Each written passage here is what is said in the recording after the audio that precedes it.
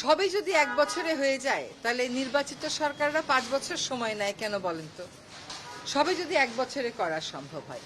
আমাদের যে সংস্কারের ম্যান্ডেট ছিল, আমি বলবো যে আইনি কাঠামো পরিবর্তনের ক্ষেত্রে কিছু কিছু গণতান্ত্রিক চর্চা বিকাশের ক্ষেত্রে আমরা যথেষ্ট রিফর্ম আনতে পেরেছি।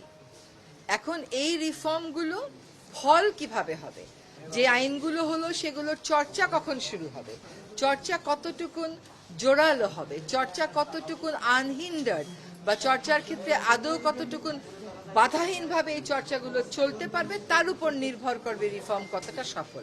আমাদের ম্যান্ডেট ছিল রিফর্মগুলো আইনিভাবে প্রাতিষ্ঠানিকভাবে করে দিয়ে যাওয়া, যতটুকুন সম্ভব আমরা করে দিয়ে গিয়েছি। এইটুকুন এখন পরবর্তী রাজনৈতিক সরকার যারা জনগণের ম্যান্ডেট নিয়ে আসবেন, ম্যান্ডেট নিয়ে আসার ক্ষেত্রেও কিন্তু গণভোটের পরীক্ষাটাও পাশ করতে হবে।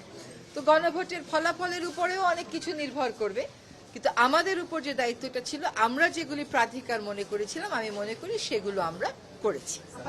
তাদের মধ্যে একটা বিষয় হচ্ছে যে তাদের মধ্যে একজন বলেছেন যে উনি নির্বাচন করবেন।